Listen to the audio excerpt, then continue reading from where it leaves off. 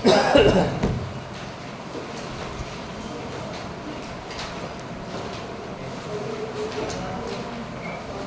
ये ट्रायंगल है, क्या है आपका एक ट्रायंगल। इसमें एक एंगल कितने का होता है यहाँ पे 90।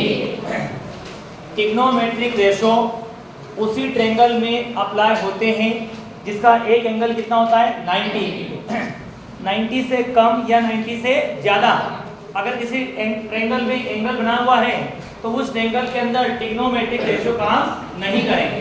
तो ये आपने यहाँ पर इस 90 के एंगल के सामने वाली जो साइड होती है, 90 के एंगल के सामने जस्ट अपोजिट जो अपोजिट साइड होती है उसकी लंबाई इस ट्रायंगल में सबसे बड़ी होती है और उसे हम लोग कहते हैं हाइपोटेनियस।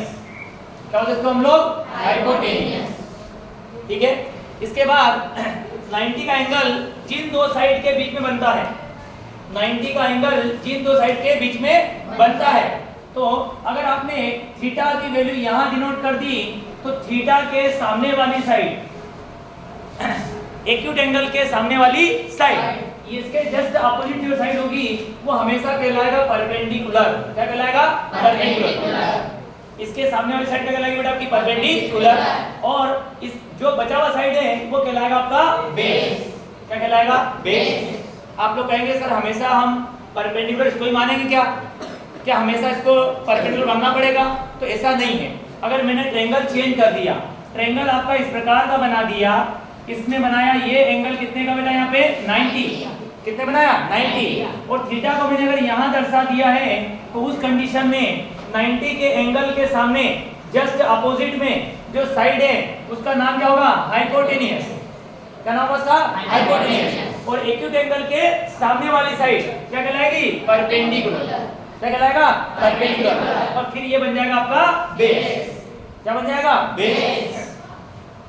जब इन साइड का रेशो निकाला जाता है तो इन साइड के रेशो निकालने के बाद हमें चार प्रकार के रेशो मिलते हैं, जिसमें एक कहलाता है साइन थीटा, एक कहलाता है कॉस थीटा, एक कहलाता है साइन थीटा, एक कहलाता है कॉस थीटा।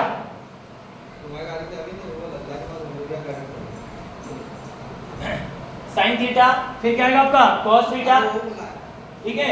इसके बाद में आएगा टेन थीटा, फिर आएगा साइन के आगे कोसेक थीटा, फिर आएगा यहाँ पर सेक थीटा, और फिर क्या आएगा आपका? Cos theta.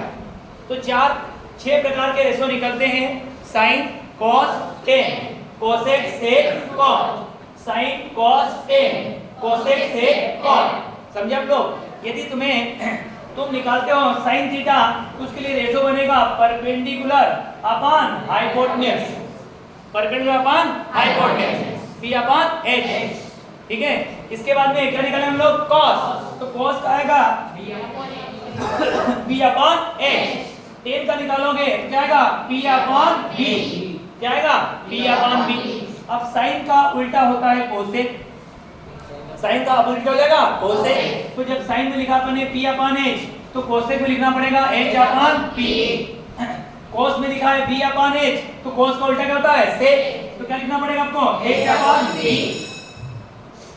इसी प्रकार से 10 में लिखा अपने P अपॉन B। क्या लिखा अपने? B upon B। तो कोट में उल्टा कर देंगे, क्या बन जाएगा? B upon B।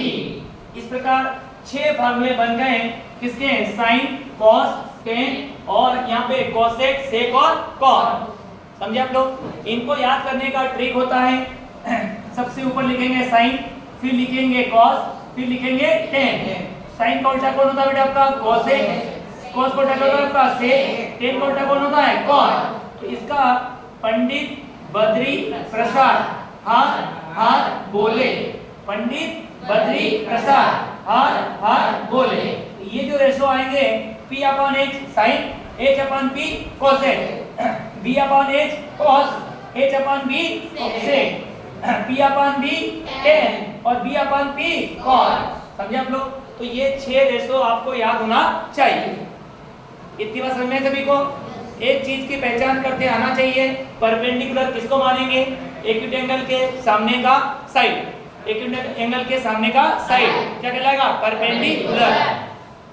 अगर एंगल यहाँ मानोगे तो ये P कहलाएगा, एंगल अगर यहाँ मानोगे तो ये P कहलाएगा। सुन लिया आप लोगों ने। अब हम आगे बढ़ते हैं, एग्जाम्पल लेते हैं। आपने एग्जाम्पल लिया, एक ट्रायंगल बनाया। ट्रायंगल में आपने कहा एक साइड 4 है, एक साइड क्या है 3। ये एंगल 90 का है, ये एंगल कितना है आपका थीटा। ट्रायंगल का नाम दिया A, B और C। इसमें ट्रिग्नोमेट्रिक रेशो फाइंड कीजिए। क्या फाइंड कीजिए? Trigonometric ratio. अगर दो साइड दी जाती है, तीसरी साइड नहीं दी जाती, दो साइड दी जाती है, तीसरी साइड नहीं दी जाती, उस कंडीशन में थर्ड साइड निकालने के लिए तुम्हें लगाना पड़ेगा पाइथागोरस थ्योरम। क्या करना पड़ेगा? Pythagoras theorem. और जो पाइथागोरस थ्योरम होती है वो होता है h² बराबर p² प्लस b स्क्वायर। हमें सबसे बड़ी साइड निकालना है, मतलब क्या निकालना है? h का मान। किसका मान निकालना है? h का। तो डायग्राम के अनुसार h² निकालना हो तो p का मान कितना दिख रहा है? 4 का स्क्वायर। डायग्राम के अनुसार b का मान कितना है? 3 का स्क्वायर। 4 4 जा 16, 3 3 जा 9, 16 प्लस 9 कितना हो गया? 25। अब मुझे निकालना है h का मान। यहाँ लिखा है h²। यहाँ क्या लिखा है? h²। निकालना किसका मान है? h का। तो स्क्वायर कहाँ जाएगा? उधर। स्क्वायर उधर गया, क्या बन गया आपका? Square root. रूट पे कितना गया बेटा आपका? 25। 25 का रूट कितना होता है? 5। ये आ गया h का मान। कितना गया बेटा आपका? 5। 5 आ गया। साइन थीटा बराबर निकालना है अपने को, p अपान क्या होता है? h। तो साइन थीटा बराबर क्या हो जाएगा? p का मान कितना है? 4, h का मान कितना है? 5। cos थीटा निकालना है, क्या होगा? b अपान h। b का मान कितना है बेटा आपका? 3। h का मान कितना है? 5। इसके बाद निकालना आपको tan थीटा। क्या निकालना है? क्या आएगा? p अपान b। p का मान कितना है? 4। b का मान कितना है? 3। ये आ जाएगा तुम्हारा tan थीटा। इसी प्रकार से निकालेंगे आप लोग cosec थीटा। क्या बन जाएगा? उल्टा हो जाएगा, h अपान p। h मतलब 5, p मतलब 4, तो 5 अपान 4। ऐसे निकालेंगे हम लोग। cos का उल्टा क्या होगा आपका? sec। क्या होगा? sec कितना जाएगा? 5 अपान 3। इसी प्रकार निकालेंगे हम लोग cot थीटा। क्या हो जाएगा? 3 अपान 4। तो किसी ट्रायंगल को देख करके सारे प्रकार के रेशो निकालना एक सवाल हो सकता है। ऐसा सवाल पहली एक्सरसाइज में आपको मिल सकता है। तो क्या ये काम कर पाएंगे? हो जाए काम ये? तो ये बेसिक तुम्हें आना चाहिए। ये बेसिक पहले तुम्हें आना चाहिए, तभी तुम्हारा चैप्टर शुरू होगा। शुरुआत हमें यहाँ से करनी है। कितना कर पाएंगे आप लोग? हो जाएगा? लिखना हो तो लिख लो आप लोग।